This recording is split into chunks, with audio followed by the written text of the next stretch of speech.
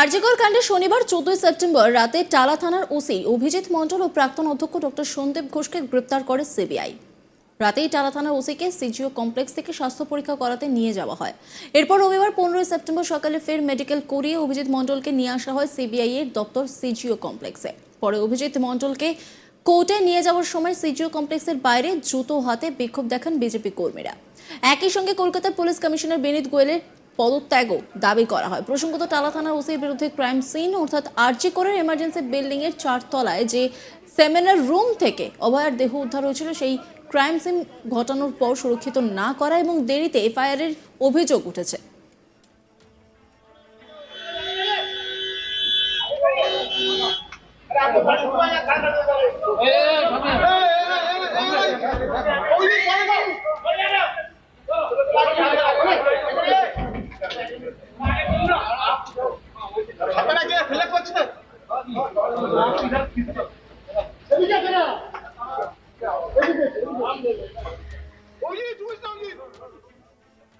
প্রসঙ্গত, আরজিকরে সেমিনার রুমে অভয়ার দেহ উদ্ধারের পর সেই ঘরে একই সঙ্গে অনেক লোকের উপস্থিতি লক্ষ্য করা গিয়েছে।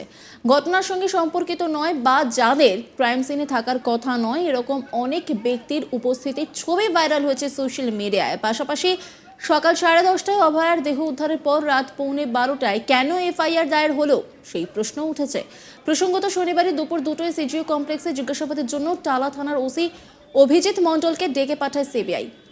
7 ঘন্টা জেরার পর শনিবার রাতে গ্রেপ্তার করা হয় টালা থানার ওসি অভিজিৎ মণ্ডলকে।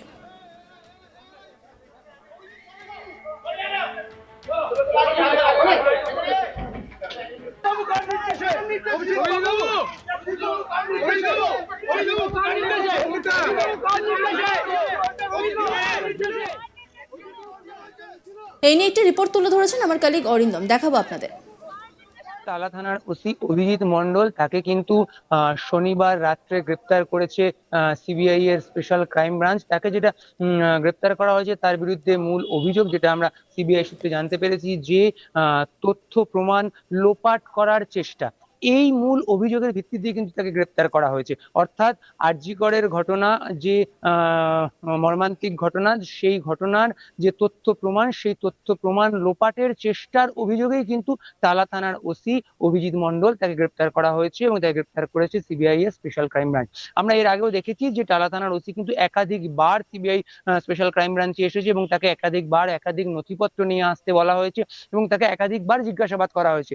একাধিকবার তিনি সিবিআই দপ্তরে এসেছিলেন এবং একাধিকবার সিবিআই আধিকারিকদের প্রশ্নের তিনি সম্মুখীন হয়েছিলেন, যেটা আমরা সিবিআই সূত্রে জানতে পেরেছিলাম। যে মূলত তার কাছ থেকে যেটা জানতে চাওয়া হয়েছিল, যে ঘটনার দিন, অর্থাৎ আরজি করের যে নির্যাতিতার মৃত্যু, সেই যে ঘটনা, সেই ঘটনার দিন তাকে প্রথম কে জানিয়েছিল, বা সে কি জেনেছিল, বা সে জানার পর কি পদক্ষেপ নিয়েছিল, বা সে কাকে কাকে জানিয়েছিল, বা তার কি ভূমিকা ছিল, এরকম একাধিক প্রশ্ন কিন্তু তাকে সিবিআই পক্ষ থেকে করা হয়েছিল বলেই কিন্তু আমরা সিবিআই সূত্রে জানতে পেরেছিলাম। এবং তাকে একাধিকবার সিবিআই দপ্তরে আসতে হয়েছিল, একাধিক তথ্য প্রমাণ নিয়ে আসতে বলা হতো, সে একাধিক তথ্য প্রমাণ নিয়ে আসতো। এবং তারপর যেটা আমরা দেখতে পেলাম, যে শনিবার দিন সন্ধ্যেবেলায় সে আবার আসে, হাতে তার ফাইল ছিল, সেই নিয়ে সে ভেতরে প্রবেশ করে এবং তারপর ঘন্টাখানেক জিজ্ঞাসাবাদের পর কিন্তু আমরা দেখতে পেলাম যে তাকে অ্যারেস্ট করা হলো। সিবিআই এর পক্ষ থেকে জানিয়ে দেওয়া হলো যে টালা থানার ওসি অভিজিৎ মণ্ডলকে অ্যারেস্ট করা হয়েছে। মূলত তথ্য প্রমাণ লোপাট করার চেষ্টার অভিযোগে কিন্তু তাকে গ্রেপ্তার করা হয়। এবং তারপরে যেটা আমরা দেখলাম, যে তাকে নিয়ে বেরোনো হলো মেডিকেল করানোর জন্য। এবং তাকে যখন মেডিকেল করানোর জন্য নিয়ে বেরোনো হলো, তখন তাকে আমরা জিজ্ঞাসা করেছিলাম যে আপনার বিরুদ্ধে এই যে অভিযোগ, তো তাতে তিনি কিন্তু মাথা নেড়ে তার বিরুদ্ধে যে অভিযোগ, সেই অভিযোগের ক্ষেত্রে অসম্মতি জানিয়েছিলেন। অর্থাৎ তার বিরুদ্ধে যে অভিযোগ, সেটা যে সত্যি নয়, সেটা তিনি মাথা নেড়ে বলার চেষ্টা করেছিলেন বা বলতে চেয়েছিলেন। এরপর আজকে সকালবেলায় তাকে কোর্টের উদ্দেশ্যে নিয়ে যাওয়া হলো এবং যখন সিবিআই এর গাড়ি তাকে কোর্টের উদ্দেশ্যে নিয়ে সিজিও কমপ্লেক্স থেকে বেরোচ্ছিল, তখন আমরা দেখতে পেলাম যে সিজিও কমপ্লেক্সের ঠিক বাইরে, অর্থাৎ মেইন গেটের ঠিক বাইরে বিজেপির কিছু কর্মী সমর্থক দাঁড়িয়ে ছিল। তাদের হাতে কিন্তু বিজেপির কোনো পতাকা ছিল না, তবে তারা বিজেপির স্থানীয়, অর্থাৎ সল্টলেকের বিজেপির কর্মী, তারা কিন্তু হাতে জুতো নিয়ে দাঁড়িয়েছিল এবং তারা হাতে জুতো নিয়ে সেখানে প্রতিবাদ করতে থাকে, তারা হাতে জুতো নিয়ে প্রোটেস্ট করতে থাকে এবং তারা কলকাতার পুলিশ কমিশনার বিনীত গোয়েল তার পদত্যাগ দাবিও করে। পাশাপাশি টালা থানার ওসি তার উদ্দেশ্যে তারা জুতো দেখায় এবং সেখানে পুলিশ এসে পৌঁছয়। পুলিশ তাদেরকে আটকানোর পর কিন্তু সিবিআই গাড়িতে, অর্থাৎ সিবিআই যে গাড়ি নিয়ে বেরোচ্ছিল, যার টালা টালা থানার ওসিকে নিয়ে কোর্টে যাওয়া হচ্ছিল, সেই গাড়ি নিয়ে তারা বেরোয়। তার আগে পর্যন্ত কিন্তু যেহেতু বিক্ষোভ চলছে তাই তাদেরকে আটকে যেতে হয়েছিল কিছুক্ষণ। পুলিশ এসে, অর্থাৎ বিধাননগর পুলিশ এসে যখন তার বিক্ষোভকারীদেরকে সরায়, তারপর কিন্তু সেই গাড়ি বেরোতে পারে এবং সেই গাড়ি কোর্টের উদ্দেশ্যে রওনা দেয়। সিবিআই এর হাতে এই তদন্তভার পৌঁছয়ে কোর্টের নির্দেশে, অর্থাৎ প্রথমে এই যে ঘটনা, এই ঘটনার তদন্ত কিন্তু শুরু করেছিল কলকাতা পুলিশ, এবং কলকাতা পুলিশ তদন্ত শুরু করেই কিন্তু মূল অভিযুক্ত সঞ্জয় রায় তাকে গ্রেপ্তার করেছিল। তারপর কোর্টের নির্দেশে এই তদন্তভার পৌঁছয় সিবিআই এর হাতে, এবং সিবিআই এর হাতে পৌঁছানোর পর কিন্তু মূল অভিযুক্ত সঞ্জয় রায় তাকেও কিন্তু সিবিআই তাদের কাস্টাডিতে নিয়েছিল। এরপর যেটা আমরা দেখতে পাই যে সন্দীপ ঘোষ, অর্থাৎ আর.জি. কর হাসপাতালের প্রাক্তন অধ্যক্ষ, তাকেও কিন্তু জিজ্ঞাসাবাদের জন্য একাধিকবার সিবিআই যেটা স্পেশাল ক্রাইম ব্রাঞ্চ, যেটার অফিস হচ্ছে সল্টলেকের সিজিও কমপ্লেক্সে, সেখানে তাকে ডেকে পাঠানো হয়েছিল। এবং পাশাপাশি টালা থানার ওসি অভিজিৎ মন্ডল, তাকেও কিন্তু একাধিকবার ডেকে পাঠানো হয়েছিল।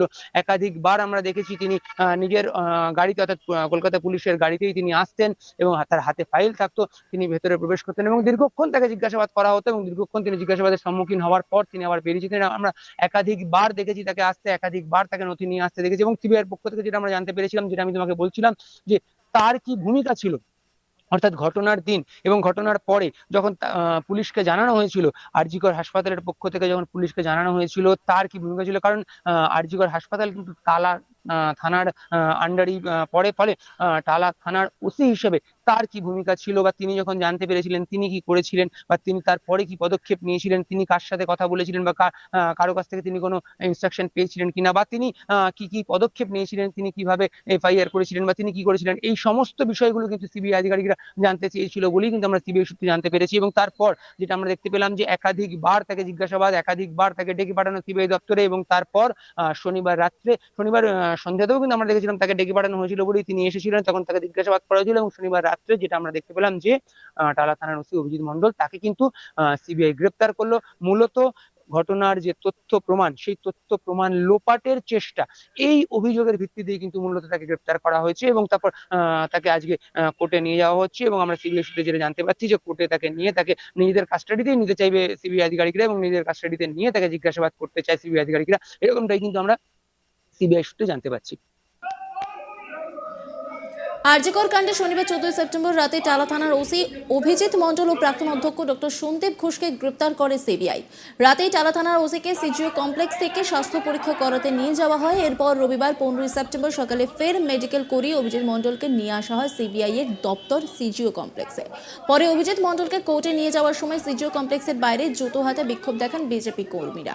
একই সঙ্গে কলকাতা পুলিশ কমিশনার বিনীত গোয়েলের পদত্যাগও দাবি করা হয়। প্রসঙ্গত, টালা থানার ওসির বিরুদ্ধে ক্রাইম সিন, অর্থাৎ আর.জি. করে এমার্জেন্সি বিল্ডিং এর 4 তলায় যে সেমিনার রুম থেকে অভয়ার দেহ উদ্ধার হয়েছিল, সেই ক্রাইম সিন ঘটনার পর সুরক্ষিত না করা এবং দেরিতে এফআইআর এর অভিযোগ উঠেছে।